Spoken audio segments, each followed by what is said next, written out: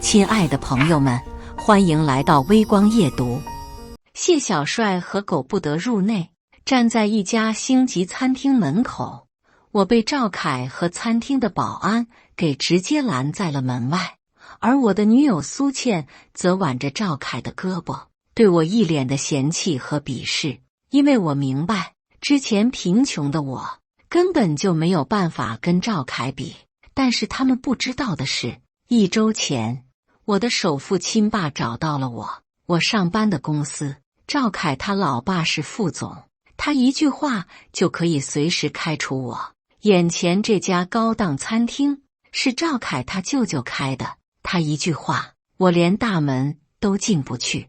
而我租住的房子，二房东是赵凯的表哥，他一句话可以让我今晚无家可归。苏倩，赵凯，你们很快会为你刚刚所说过的话后悔的。看着苏倩和赵凯这对狗男女，我想是时候来打他们脸了，否则我怎么对得起首富亲儿子这个身份？接下来开始我们本期故事，记得点击订阅并开启小铃铛。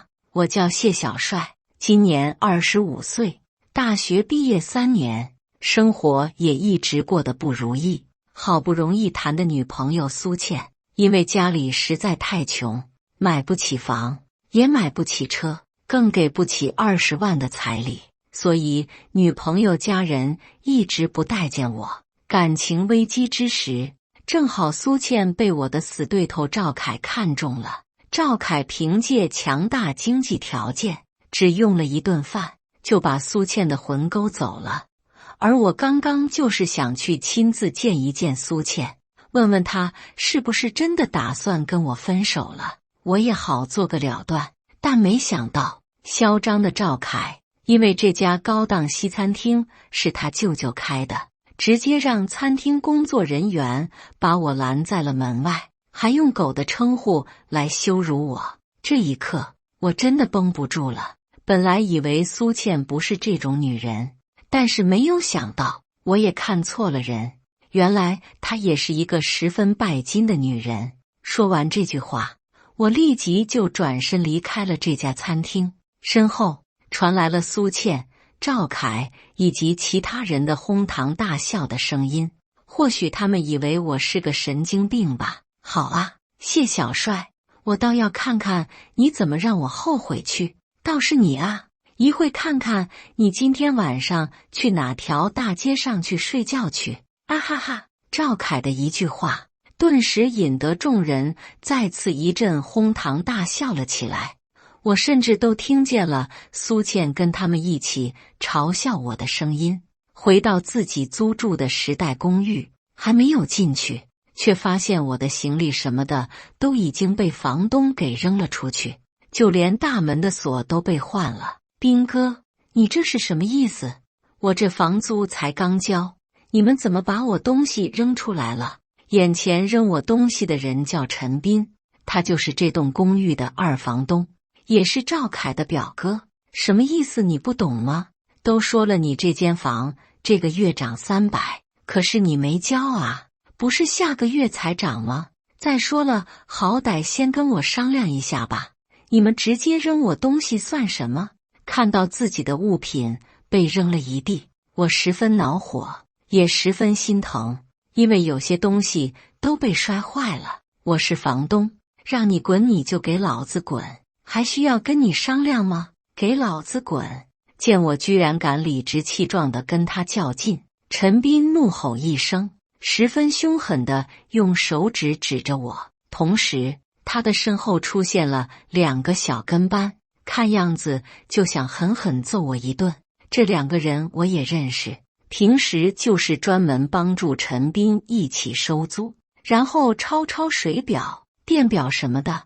实际上这些水表、电表都被他们动了手脚，但是很多租屋敢怒不敢言。我现在可以走，但是请你把押金退给我，还有补偿我3个月房租。如果是之前，我可能直接妥协了，但是现在我想活出不一样的人生，我也不想再惯着他们。妈的，找死啊！还想退你押金？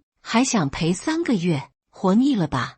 陈斌看见我居然还想退押金，还要想3倍赔偿，顿时就怒了，立即招呼其他2个人想要过来打我。怎么不想退还押金，还想打人？看见陈斌带着这2个跟班想要过来打我，我并没有退缩，啪，找死啊！猛地，陈斌直接狠狠地扇了我一个巴掌，当即让我的脸蛋火辣辣的感觉。不过我并没有还手，而是冷冷地说道：很好，放心，我不会跟你和解的，我会让你进去关几天的。说完这句话，我简单收拾了一下被陈斌扔在地上的行李，拉了一个行李箱就离开了。陈斌和他的2个跟班听见我的话，立即大声地笑了起来。妈的，还想把送进去关几天，脑子进水了吧？在我离开楼道的时候，我甚至都听见了陈斌跟那个赵凯打电话了。赵凯啊，那个谢小帅被我赶出去了，今晚可能要真的睡大街了，哈哈哈！我擦了一下眼角的泪水。如果是之前，我的确舍不得钱去外面旅馆凑合一晚，因为我真的会睡大街。但是这个时候，我内心却莫名孤独，因为我的养父母早已经去世了，之前抚养我长大的爷爷也过世了，我是个无家可归的孩子。但是1周前，有个叫张德宝的富豪找到了我，说我是他们的亲生儿子。原本我应该姓张的，一开始我根本不敢相信，直到前2天亲子鉴定的结果出来后，我才知道我的亲生父母还在这个世上，而我的亲生爸爸张德宝还是个富豪，身价上亿。他告诉我，无论我愿不愿意回归他们那个家，我这辈子都是他的亲生儿子。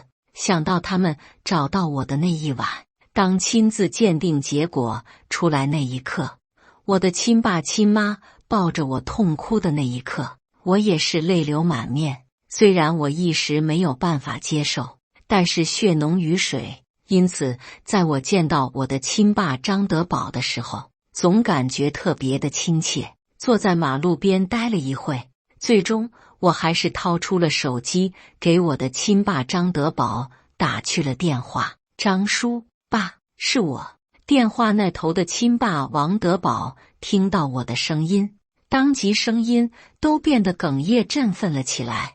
听到亲爸关心的声音，一瞬间我就绷不住了，眼泪止不住地掉了下来。亲爸似乎知道了我遇到了什么难处，我将刚刚的事情直接说给了亲爸听。他听后立马决定开车过来接我。等了10几分钟，很快一辆黑色的迈巴赫停在了我的面前。亲爸和亲妈2个人下车之后，直接紧紧地拥抱住了我。亲爸本想带我先回家的，但是突然看到我脸上的印子，当即就怒了，直接拨通了他公司律师的电话。亲爸张德宝扬言马上帮我出了这口恶气，绝对不让人欺负他的亲儿子。过了一会，亲爸和亲妈带着我和刚刚赶到的律师，连同1名保镖，一起朝着时代公寓走了过去。此时，陈斌和2个跟班正在公寓1楼的公用大厅喝茶聊天。当陈斌看到我居然气势汹汹地赶了回来，连忙嚣张地从椅子上面站了起来。刚刚是你动手打了谢小帅一个巴掌？没错，怎么了？周律师打电话报警。亲爸张德宝进来之后，只是询问了一句话，随后就让周律师直接报警。见到周律师报警，陈斌和他的2个跟班还不以为然，丝毫没有感到害怕，依旧嚣张地在哪里喝着茶。我打了谢小帅一个巴掌，你们报警有用吗？警察有证据吗？刚刚楼上的监控可是被我删了。不过此时亲爸他们都懒得理会他们，而是忙着用手机在联系人。哟，谢小帅，可以啊，居然还找人来想讨回公道，你信不信？我明天就让我姨父让你从公司滚蛋！小子，你很狂啊，居然敢这么说我！亲妈听见陈斌的话，一下子就怒了。不过他想冲过去，却被亲爸拦住了。不好意思，张总，我来晚了。不过就在下一秒，当一个中年男子急匆匆地赶到公寓大厅的时候，原先还一脸嚣张的陈斌脸色瞬间就变了，因为眼前的这个中年男子是这栋公寓的一手房东，这栋公寓是他的。周哥，您怎么来了？陈斌看见真正的房东大哥过来了，连忙笑呵呵的准备迎上去握手。你别靠过来，别弄脏了我的手。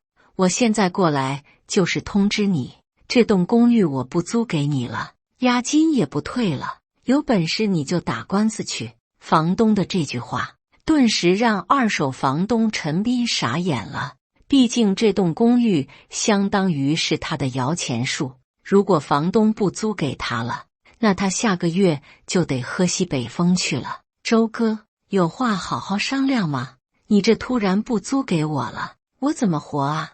陈斌瞬间吓傻了，连忙收起刚刚嚣张的脸色，跟房东道歉。你刚刚赶走人家谢小帅的时候，有考虑过人家感受吗？你现在马上给我滚出去，这里我已经收回来了。房东指着公寓外面，示意陈斌立即滚出去。而聪明的陈斌似乎也意识到刚刚赶我走不对，立马笑呵呵地走了过来。谢兄，不，谢哥，我刚刚只是跟你开个玩笑，你能不能？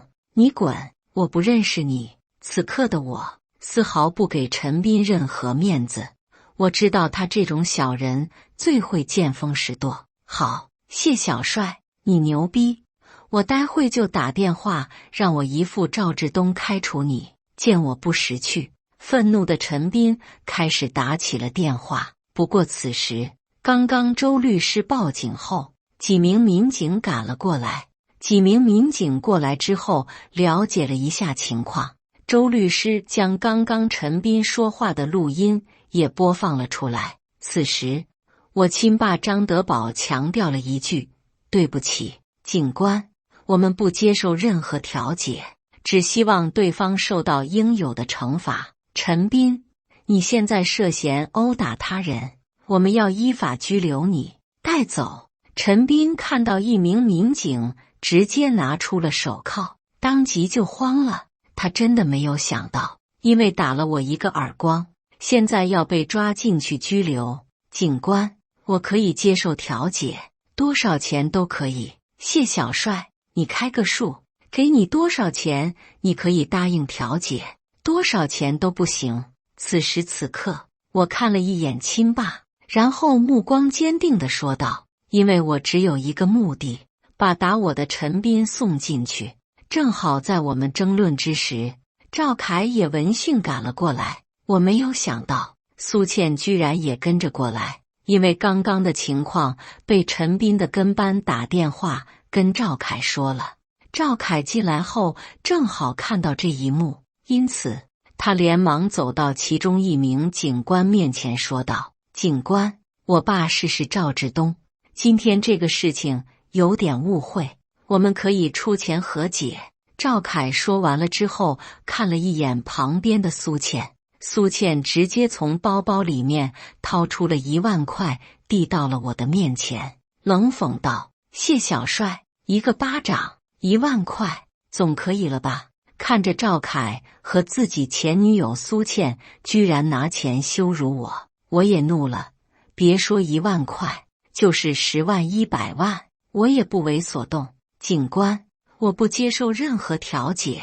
说完，我恭敬地对其中一名警官说道。见状，周律师又跟他们说了几句，随即这名警官便立即命令另外2名民警将陈斌给直接带走了，同时将他的2名根本也一并带走。赵凯，打电话让你爸去里面把我捞出来吧，我不想拘留。斌哥，你放心吧，我一会就给我爸打电话。眼看着自己的亲表哥被带上警车，自己无能为力，赵凯显然也是怒了。谢小帅，你最好同意和解，1万块不够，我们可以给你2万、3万。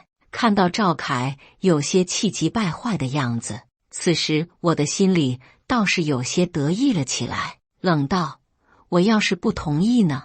你要是不同意，我明天就让我老爸从公司把你开除，我还要让你进入招聘黑名单，让你没有办法在这个城市立足。小子，你口气挺狂啊，还想让小帅在这个城市没有办法立足。不过很可惜的是，我担心你们赵家啊，马上就没有办法在这个城市立足了。此时此刻，之前不怎么说话的亲爸张德宝听到狂妄的赵凯所说的话，顿时也忍不住嘀咕了一句：你他妈是谁啊？知不知道我爸是谁啊？敢这么跟我说话？赵凯看见我身旁的亲爸居然帮我说话，他显然也怒了，直接怒骂了起来。因为他根本就不认识张德宝，也不知道张德宝居然是我的亲生爸爸，估计他以为是我找来的帮手。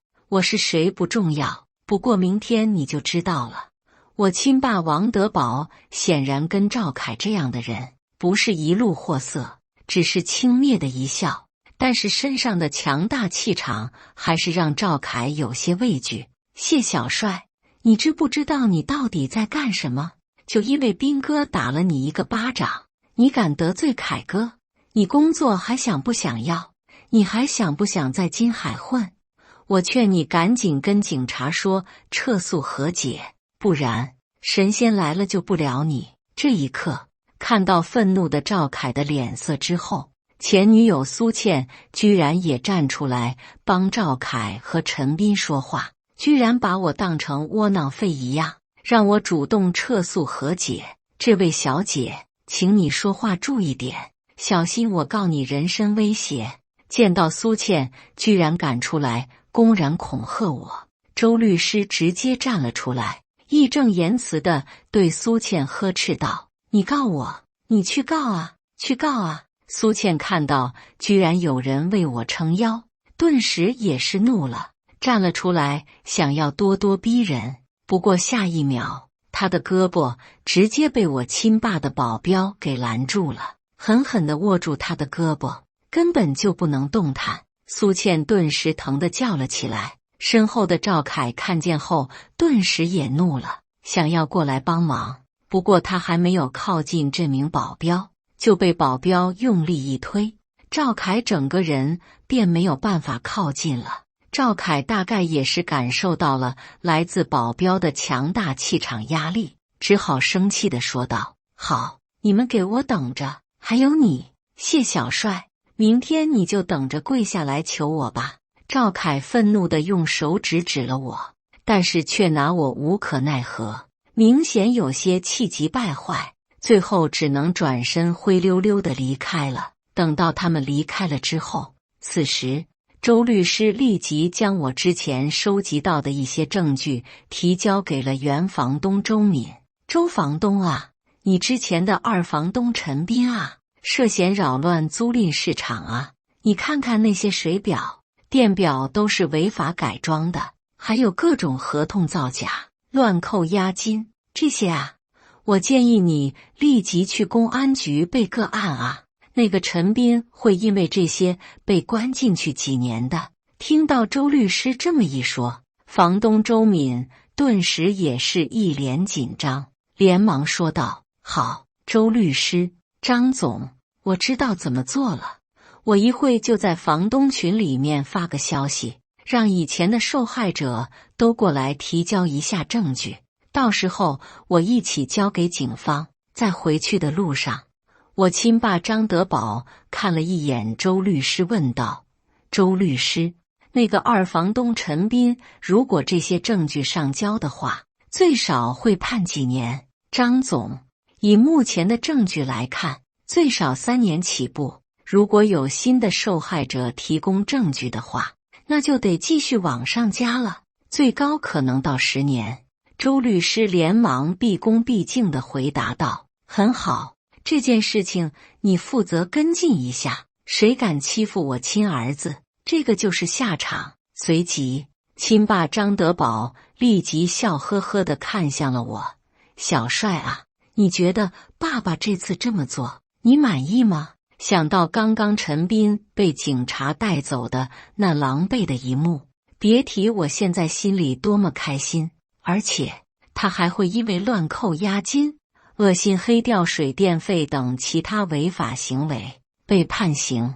想想其实我心里真的挺爽的。在回去的车上，我看到原房东周敏在群里发的通告，表示二房东陈斌因为违法被拘留了，之后都是他亲自收房租了。同时房东周敏还让大家站出来感谢我。群里所有人听说黑心的二房东陈斌被抓之后，群里顿时高兴成了一窝粥，有人甚至发红包表示感谢。这一刻，我似乎成了他们眼中的英雄。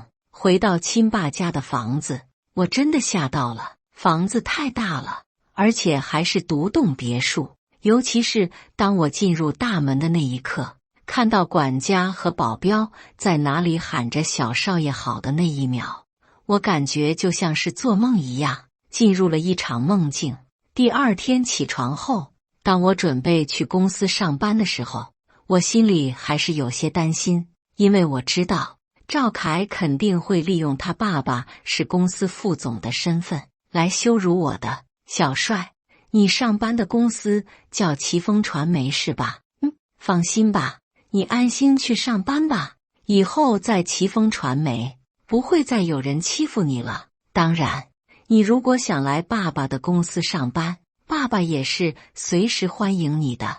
亲爸张德宝看出来我有些担心，轻轻地拍了一下我的肩膀，十分深情地说道：这一幕让我想起了小时候，我似乎就这样靠在他的怀抱里面，享受着幸福时光的时刻。瞬间我眼眶就红润了，我很想大声对所有人说，我不是孤儿，我也是有父母的。虽然我养父母不在了，但是我亲生父母还在。等我到达奇峰传媒楼下的时候，已经快9点了。赵凯那家伙看到我还没有及时出现在公司，似乎有些不耐烦了，居然给我发了一条信息：小子，今天是不是不敢来公司上班了？是不是害怕被炒鱿鱼、被羞辱你啊？所以躲着干脆工资不要了，直接不来了，哈哈哈。看完这条信息，我轻蔑一笑，立即回复了一句：放心，我马上到。另外，到底谁被炒鱿鱼还不一定呢。果真，等我刚进公司门口，很多同事都用一种同情的目光看向了我，几个和我关系不错的赶紧凑了过来，嘀咕着问我干嘛要得罪赵凯之类的。不过还没有等我在工位上面坐下，赵凯立即带着公司的几个保安直接冲了过来，同时还有公司人事部的陈经理。见到赵凯带着保安和人事部经理走了过来，瞬间公司大厅的员工立马围了过来，而且苏倩居然也跟着人群围了过来，似乎准备过来看我的热闹。谢小帅，立马拿着你的东西滚蛋，你已经被公司开除了。赵凯带着人过来之后，立即将我办公桌上面的文件推倒了，同时一名保安直接将我的椅子给拿走了。你是以什么身份跟我说话？是代表你自己还是代表你老爸？我不慌不忙地说道，没有一丝一毫的害怕，因为我知道今天我的首父亲爸会为我撑腰。当我硬刚赵凯的话一出，全场一片哗然，很多同事立即对我投来了惊讶的目光，他们不敢相信，平时温顺听话的我，此刻居然敢硬刚赵凯。谢小帅，你他们的是不是活腻了？来，陈经理，你来说，赵凯看到我居然当着众人的面子硬刚他，顿时气得脸都绿了。谢小帅，你被公司开除了，赶紧收拾东西滚，成为赵凯狗腿子的人事部经理。立马执行了赵凯的意见，对着我怒吼了起来：陈经理，赵凯他只是一个部门副经理，你居然听他的话，难道你是他的一条狗吗？听到陈经理对我怒吼，我冷笑一声，直接大声地回怼了起来：谢小帅，我操你妈的，找死！被我激怒的赵凯这一瞬间气急败坏的居然伸出拳头，就想当着众人的面子给我一拳，不过直接被我眼疾手快的给抓住了他的胳膊，让他的胳膊死活不能动弹。赵凯见我紧紧抓住他的手腕无法动弹，顿时更加恼羞成怒了，对着公司的几名保安怒吼道：你们他妈的还站在那里干嘛？给我打！谁敢动手打我儿子，我立马把他送到监狱去。就在赵凯准备命令公司的保安对我动手的时候，我的亲爸张德宝突然气势汹汹地从外面走了进来，身旁跟着2个保镖，还有周律师。你们别动手啊，我这里可录着了。穿着西装革履的周律师进来之后，直接亮出了律师证，同时对着他们指了一下。一瞬间，几个准备冲上来的保安当即就吓到了。你们是什么人？来我的公司捣什么乱？就在这个时候，赵凯的老爸赵志东从副总经理办公室里面带着一众高管走了过来。我是什么人不重要，重要的是你们为什么随意开除一个员工？你们有什么依据？我亲爸王德宝见到赵志东之后，不慌不忙地说道，不过身上的强大气场倒是让赵志东有些摸不着头脑。我开除我公司的一个员工跟你们有什么关系？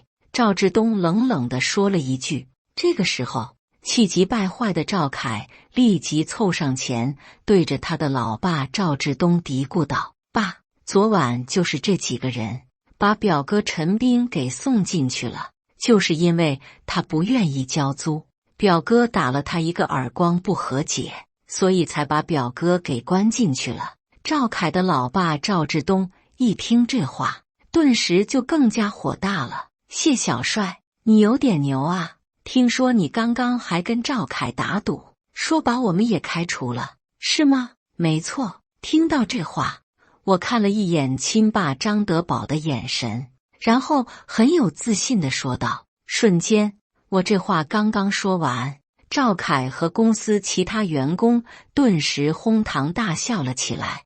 我看见苏倩站在他的身旁，也笑得前俯后仰的。赵志东听到我这么一说，顿时也笑得合不拢嘴了起来。或许他们觉得我这个人已经有些疯了，在跟他们开玩笑。不过下一秒，赵志东他们就彻底笑不出来了。谢小帅说的没错，开除的是你们。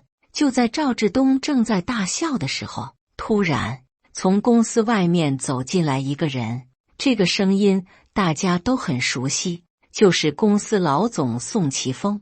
老总宋奇峰边说边走了进来，众人听到这话，顿时一脸懵逼。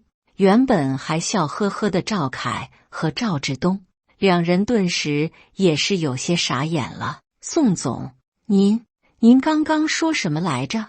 要开除我吧？还没有完全听明白的赵凯忍不住第一个站出来问道：没错，现在你和你老爸赵志东都已经被公司开除了。宋总，这到底是为什么呀？不过宋总都懒得回答赵凯和赵志东的问题，直接转身90度转向了我亲爸张德宝，身子鞠躬成了90度。不好意思，张总，我来晚了，这事都怪我，是我没有管教好自己的属下，真的抱歉。张总，就是上个月收购了我们公司大部分股权的张总。听到这话，一旁的人事部经理顿时也愣了一下。没错，他就是张总张德宝，是咱们金海的首富，也是我们奇峰传媒现在最大的股东。见状，宋奇峰直接给大家介绍起了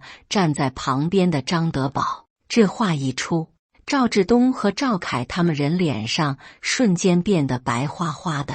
刚刚的那几个保安，还有人事部陈经理，此刻也全部吓傻了。没错，我就是张德宝，谢小帅，他是我的儿子，亲生的。亲爸张德宝见状过来，搂着我的肩膀，跟大家打了一个招呼。这一句话说完，全场一片寂静，瞬间其他同事立即发出了热烈的掌声。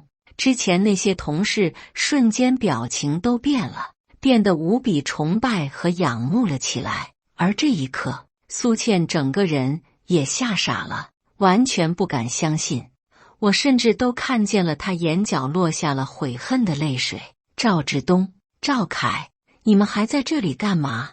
你们已经被公司开除了，马上给我滚出去！张总，我错了，是我们有眼不识泰山。这一刻，被彻底吓傻的赵志东和赵凯连忙对着我的亲爸张德宝求情了起来。见状，又来到了我的身旁求情了起来。不过此时我懒得正眼看他们一眼，来人，把他们两个给我轰出去！见状，宋总直接公司的保安将赵志东和赵凯两人当场给轰了出去。他们被赶出去之后，前女友苏倩居然还哭着回来跟我道歉：“小帅，对不起，我错了，是赵凯那个王八蛋骗了我，我其实真的喜欢你的，滚！”此时此刻，我都懒得去看苏倩一眼。很快，苏倩就被保安给推开了，而我就跟着宋总他们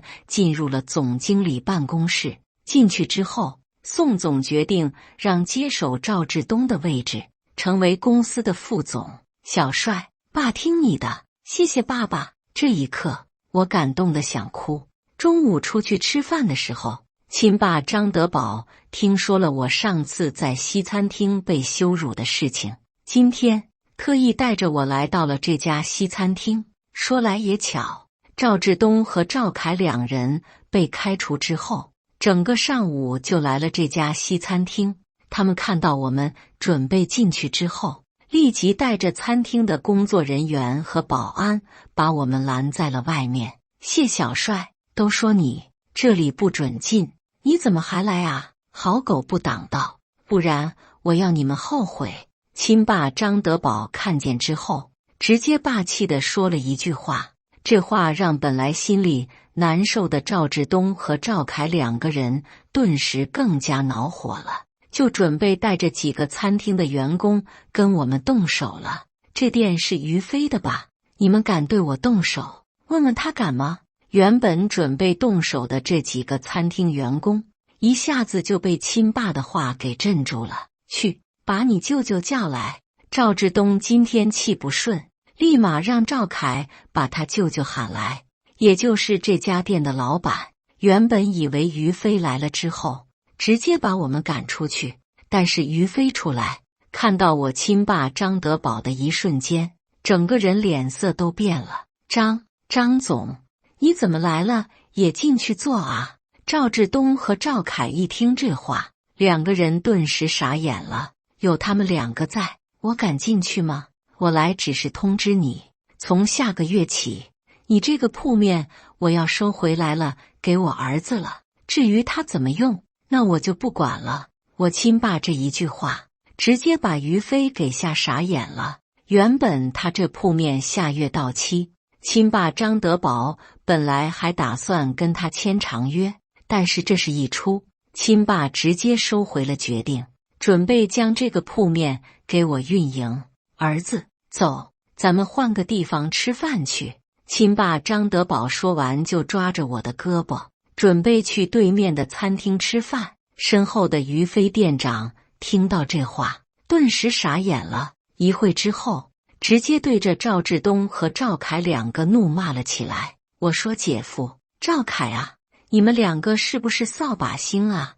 我这家餐厅好不容易赚点钱，下个月就可以续租了。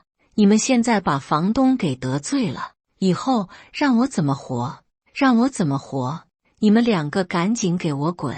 给我滚啊！”此刻的于飞已经有些痛哭的怒骂了起来，直接连锤带骂的把赵志东和赵凯两人给赶了出去。赵志东和赵凯两人听到这话，也是彻底傻眼了。原本被开除公司的他们，还想找于飞的餐厅上个班应付一下，现在如今小舅子的餐厅也马上就没有了，两个人直接傻眼了。这之后，我就成了奇峰传媒的副总经理。虽然我是靠着老爸的关系，但是我在这家公司待了3年，凭借良好的口碑和业务能力，很快赢得了公司全体员工的信任。而之前那家西餐厅的店铺，亲爸张德宝收回来之后，将它全权交给我运营。而我为了报答我读书时经常光顾的一家面馆，我直接零租金租给了他们，每年只收取10个点的利润作为基本支出。这期间，公司里面有很多女生开始主动追起了我，甚至是之前大学里面的一些校花听说了之后，也开始有意追求我，但是都被我拒绝了。因为我相信缘分，我喜欢的那种女人，不是因为金钱才喜欢上我的。后来，在亲爸的支持下，我用我赚的钱成立了慈善基金会。我想去帮助那些需要被帮助的人，去资助那些需要帮助的贫困学生。我相信，只要人人都献出一份爱，这个世界将会变得更加美好。感谢大家的观看，本期故事精彩吗？欢迎大家在下方评论区吐槽。如果你喜欢这类故事，记得点击订阅微光夜读，并分享给更多的人，这会对我帮助很大。再次感谢大家的观看。